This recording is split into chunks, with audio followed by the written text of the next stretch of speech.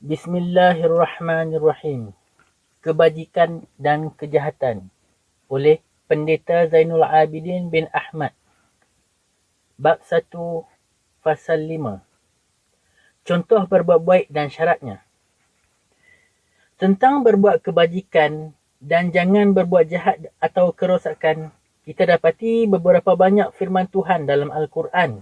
Di antaranya, وَابْتَغِ فِيمَا آتَاكَ اللَّهُ الدَّارَ الْآخِرَةَ وَلَا تَنْسَ نَصِيبَكَ مِنَ الدُّنْيَا وَأَحْسِنْ كَمَا أَحْسَنَ اللَّهُ إِلَيْكَ وَلَا تَبْغِ الْفَسَادَ فِي الْأَرْضِ إِنَّ اللَّهَ لَا يُحِبُّ الْمُفْسِدِينَ.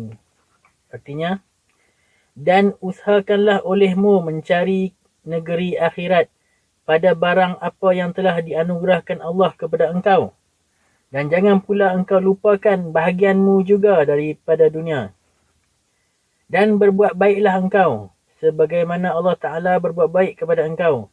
Dan jangan engkau usahakan kejahatan atau kerosakan di bumi ini. Bahawasanya Allah Ta'ala tidak gemar akan orang yang berbuat jahat dan kerosakan. Suratul Qasas ayat 77. Dari sini kita mendapat faham bahawa berusaha mencari kemenangan di negeri akhirat menerusi apa-apa kurniaan yang Allah telah anugerahkan kepada kita itu adalah disuruh oleh Allah. Oleh itu tentulah ia satu kerja yang baik. Dan melupakan bahagian kita daripada dunia ini dilarang oleh Allah. Oleh itu tentulah ia satu perkara yang tidak baik. Kemudian Allah menyuruh kita berbuat baik sebagaimana ia berbuat baik kepada kita. Itu artinya ialah berbuat baik dengan tidak berkehendakkan balas atau apa-apa faedah diri. Akhirnya Allah larang kita jangan mengusahakan kerosakan di bumi ini.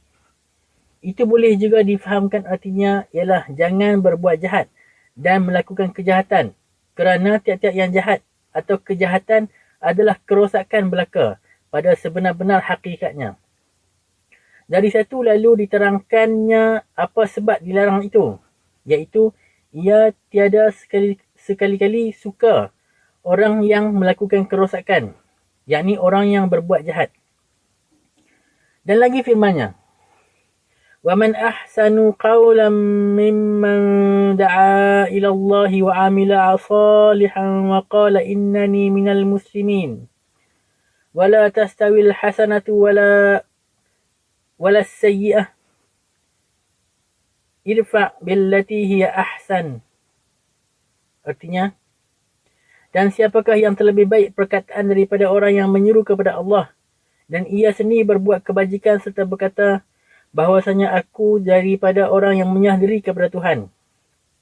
Perbuatan baik tidaklah sama dan tidak pula perbuatan jahat. Lawanlah dengan apa yang terlebih baik. Surah Fussilat ayat 33 hingga 34. Dan firman-Nya lagi pada tempat yang lain, wa aqimis salat tarafayil nahar وَزُلَفًا مِنَ اللَّيْلِ إِنَّ الْحَسَنَاتِ يُذْهِبْنَ السَّيِّئَاتِ ذَلِكَ ذِكْرَى لِلذَّاكِرِينَ وَاصْبِرْ فَإِنَّ اللَّهَ لَا يُضِيعُ أَجْرَ الْمُحْسِنِينَ. Artinya, dan kerjakanlah sembahyang dengan tetap pada kedua tepi siang hari dan pada beberapa bahagian malam yang dekat dengan siang. Bahawasanya perkara-perkara yang baik itu menghilangkan segala perkara yang jahat. Dan sabarlah kamu, kerana Allah Ta'ala tidak sekali-kali mensia-siakan balasan bagi orang yang berbuat baik.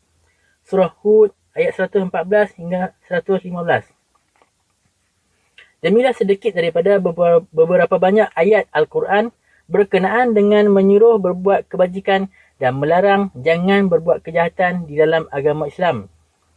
Dalam ayat-ayat yang telah diberi ini, hanya ada tersebut 4-5 contoh daripada kerja-kerja kebajikan yang boleh dibuat dan disuruh buat itu. Dan 2-3 perkara kejahatan yang dilarang. Tetapi dalam beberapa banyak ayat lain lagi di dalam Al-Quran, ada disebutkan bahkan banyak berjenis lagi kerja kebajikan dan kerja kejahatan yang lain. Dalam antara itu, walau di mana pun terjumpanya ayat-ayat yang menyebut berbuat kebajikan dalam Al-Quran, melainkan adalah disebut bersama-samanya atau dapat difahamkan tersebut berhubung dengan dia. Bahawa kepala perbuatan kebajikan yang pertama-tama sekali ialah mesti beriman dengan Allah dan Rasul dan segala yang diajarkannya dari hal perkara-perkara gaib yang tak nampak kepada mata dan tak dapat diduga oleh akal dan oleh ilmu pengetahuan manusia.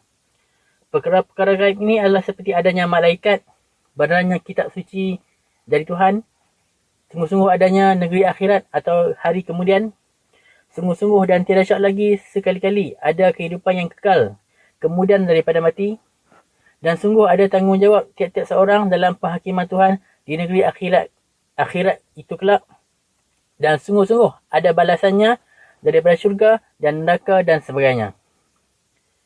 Kerana jika tidak ada iman atau kepercayaan akan perkara-perkara itu, maka tidaklah ada maknanya hidup manusia di dunia ini dan tidak ada apa gunanya manusia mesti berbuat baik dan jangan berbuat jahat. Malahan, apapun kejahatan dan kesalahan tidaklah dinamakan kejahatan atau kesalahan, bahkan sepatutnya bolehlah belaka dibuatnya dan dilakukannya. Tidak ada suatu benda yang hendak diingatkan ada berkuasa di atasnya untuk tempat ia takut dan bertanggungjawab kerana perbuatannya itu. Tidak ada tempat mengadukan kezaliman, tempat memohon pertolongan yang penghabis, tempat berhakim yang penyudah, dan tempat menerima keadilan yang terakhir sekali. Sesungguhnya, jika demikian jadilah, kehidupan manusia di dunia ini tidak mempunyai tujuan dan tidak ada gunanya, hanya sia-sia semata-mata. Tetapi yang demikian itu adalah dinafikan dengan kerasnya oleh Tuhan pada beberapa tempat dalam Al-Quran, bahkan dalam segala agama pun. Akhirnya, wajiblah diingat bahawa tidak berbuat jahat atau menahan diri daripada melakukan kejahatan pun adalah suatu rupa daripada berbuat baik atau kebajikan juga.